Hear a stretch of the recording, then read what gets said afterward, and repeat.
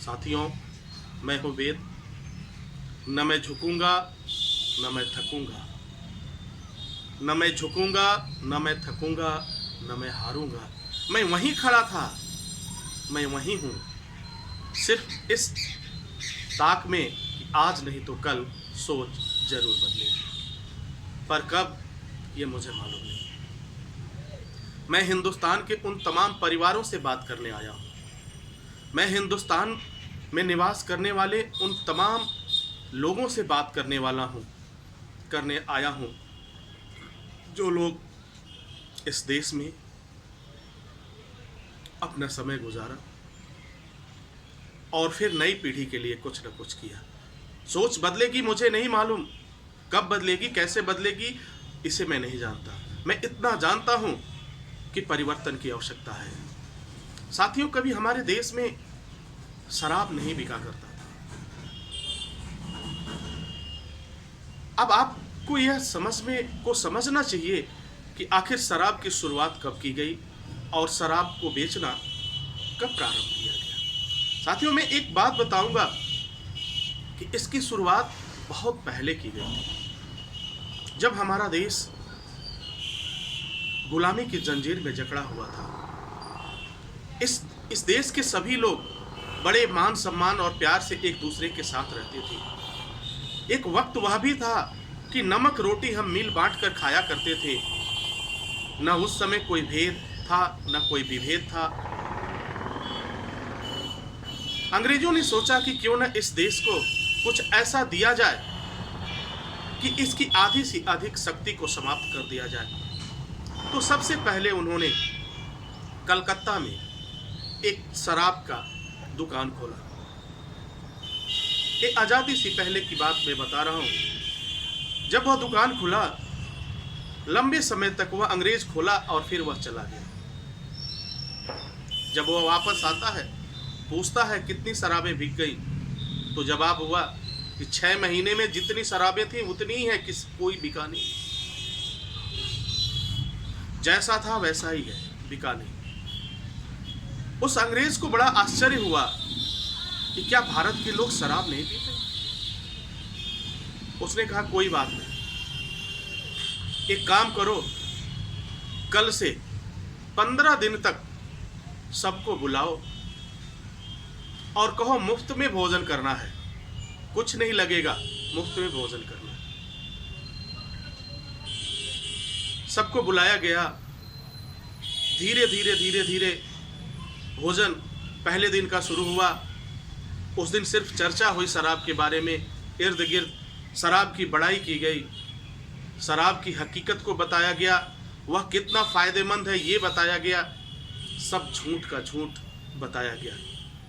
और हमारे देश के भोले भाले जो लोग थे, जो नौजवान साथी थे, वह धीरे धीरे उनके मन में हुआ कि हमें भी इसका सेवन करना चाहिए। उन्होंने उस शराब को पीना शुरू किया।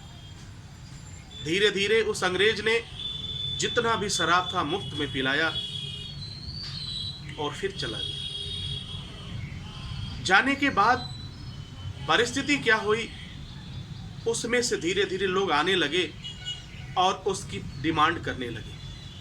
तो उस दुकानदार ने कहा ये चीज़ तो अब समाप्त हो गई, खत्म हो गया, अब उसे विदेश से मंगाना पड़ेगा, इंग्लैंड से मंगाना पड़ेगा, ब्रिटेन से मंगाना पड़ेगा।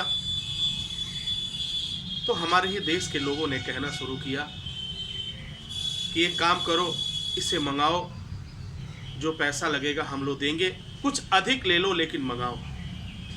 क्योंकि नशे का लत लोगों को अपने आगोश में ले चुका था।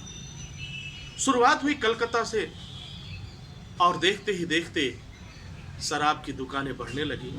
और आज का आलम यह है, हम आज़ाद भी हुए और आज़ाद होने के बाद से भी हमारा इससे पीछा नहीं छूटा।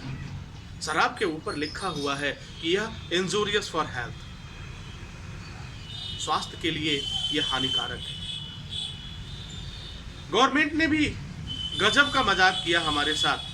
अगर वह जहर है, अगर वह हमारे स्वास्थ्य को खराब करता है, अगर हमारे जिंदगी को बर्बाद करता है, वह हमारे फ्यूचर को बर्बाद करता है, वह हमारे भविष्य को बर्बाद करता है, तो फिर उसकी फैक्ट्री क्यों चल रही है? उसकी फैक्ट्री बंद होनी चाहिए। लेकिन साथियों ऐसा होगा नहीं, अब तक नहीं हुआ, अब तक फिर होगा नहीं। मैं धन्यवाद करता हूं उत्तर प्रदेश के मुख्यमंत्री का, जिन्होंने शराबबंदी किया।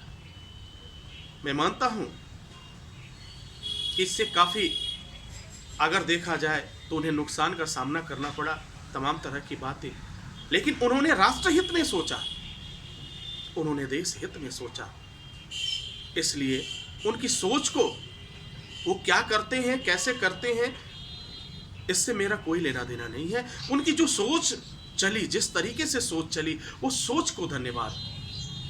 मुझे लगा कि आज भी हिंदुस्तान में कुछ ऐसे लोग हैं जो इस तरह की सोच रखते हैं। आज इस दूषित वातावरण में कुछ ऐसे लोग हैं जो सोच रखते हैं, और देखते ही देखते शराब की दुकानें हर गली में, हर शहर में हो गया।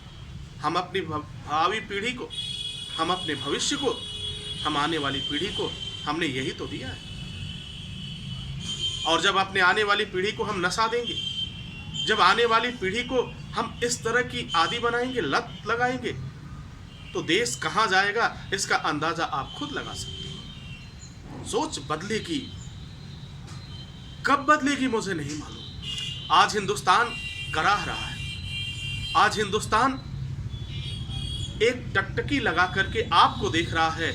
कहां चले गए सुभाष चंद्र बोस, कहां चले गए भगत सिंह, कहां चले गए वीर अब्दुल हमीद, ये तमाम लोगों को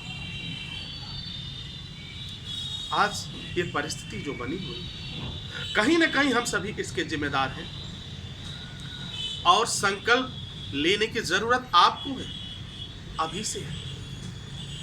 अगर हम खुद जो है, अगर शराब लेते हैं, शराब पीते हैं, तो अपने बच्चों को हम नहीं समझा पाएंगे, इस समाज को हम नहीं समझा पाएंगे।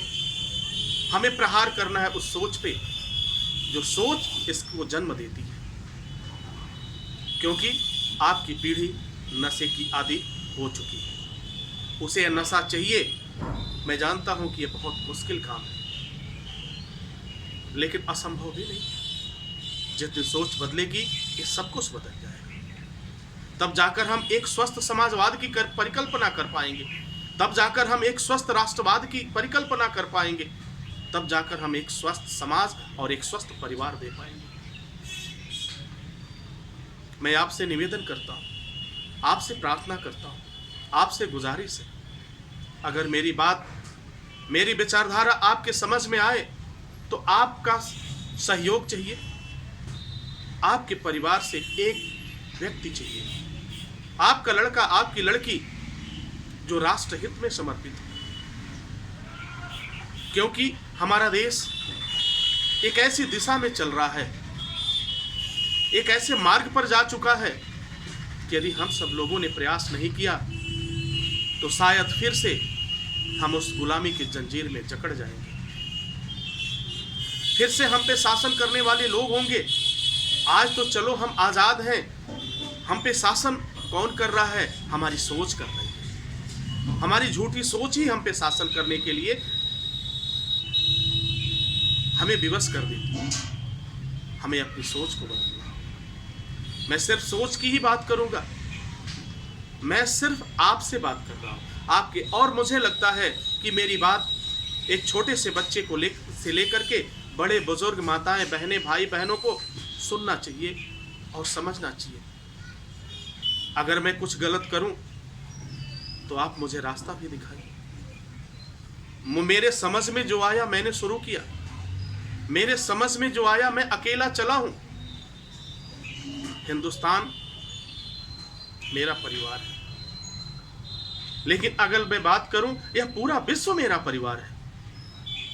सबसे पहले मुझे अपने परिवार को एक सही रास्ते पे लाने का प्रयास करना है, और ये तभी होगा जब आपकी सोच बदलेगी। सबसे पहले हम प्रहार करते हैं इस सोच पे। जरा आप सोचिएगा कि इस नशे की लत ने कितने घरों को बर्बाद कर दिया, कितने लोगों को क्या से क्या दिन दिखाए। क्या यह उचित है? यदि उचित है तब तो मैं कुछ नहीं कर सकता, क्योंकि मैं इसका विरोध करता हूं। इस सोच का विरोध करता हूँ और इस तरह की समाज का भी मैं विरोध करता हूँ। जिस समाज में इस तरह की सोच निवास करे उसमें कभी एक अच्छा राष्ट्रभक्त पैदा नहीं हो सकता, कभी इसमें स्वस्थ समाज का जन्म नहीं हो सकता, कभी इसमें चरित्र का निर्माण नहीं हो सकता, कभी इस समाज में अच्छी भावनाओं का निर्माण नहीं हो सकता। और जब इन सब भावनाओं का निर्माण नहीं होगा तो फिर हमारे जीवन में प्रेम का तो अभाव होगा ही होगा, हमारे जीवन में प्रेम का अभाव होगा ही। साथियों, इसी के साथ आपसे इजाज़त चाहूँगा, इस आशा और विश्वास के साथ एक बार ज़रूर सोचिएगा, एक बार ज़रूर समझिएगा। मुझे ही नहीं, पूरे इस देश को ज़रूरत है आपकी सोच की, आपकी समझ की, क्योंकि आपकी पीढ़ी गलत रास्ते पे जा चुकी है, उसे वापस लाना है। जय हिंद, जय भारत।